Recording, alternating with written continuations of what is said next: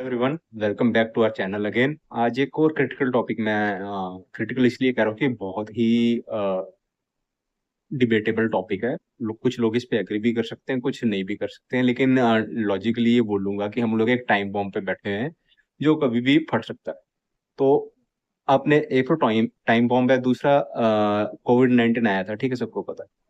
वो एक पेंडेमिक था, लेकिन आपको पता है एक और पेंडेमिक है जो इंडिया को अभी पूरे तरह से घेर के बैठा हुआ है, that is a credit card pandemic.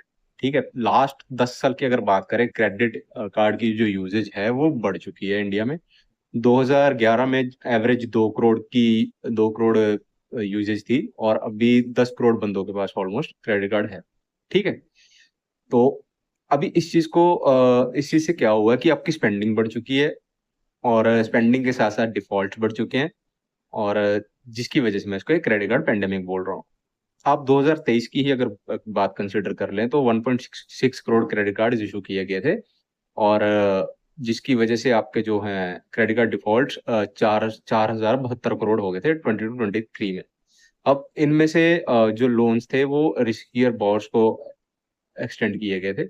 अब क्रेडिट कार्ड जो है पहले सिर्फ एक पेमेंट मेथड हुआ करता था, लेकिन अब इसको as a symbol of financial freedom और एक्सेसिबिलिटी के तौर पे प्रमोट किया जा रहा है, जिसमें जो हम फेक फाइनेंशियल इन्फ्लुएंसर्स की बात करते हैं उन्होंने ज्यादा प्रमोट किया है इसको।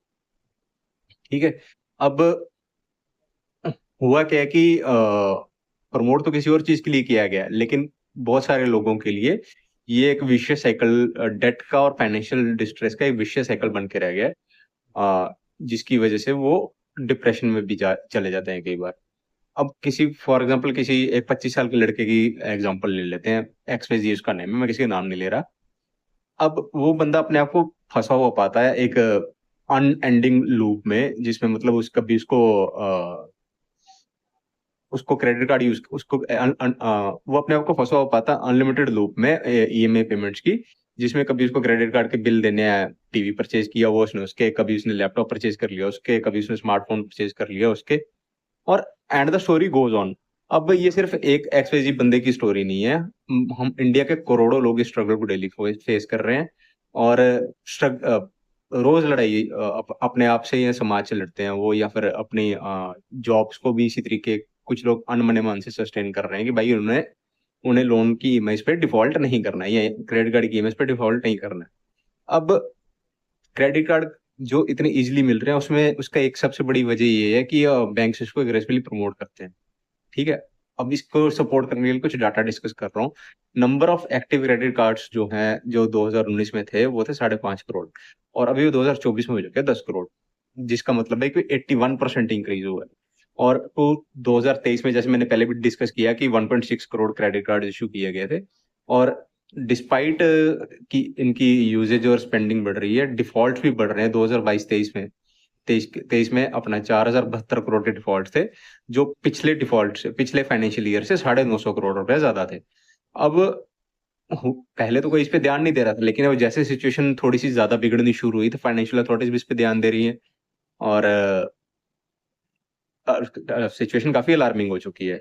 अभी सबसे जो वो बकवासबाजी वाली बात है वो ये है कि जिसे हम कॉमन पिटफॉल भी कंसिडर कर सकते हैं, कि लोगों को एक गलत फहमी पाल रखी है लोगों ने, कि मिनिमम अमाउंट ड्यू पे कर दो क्रेडिट कार्ड पे और ठीक है बच गए।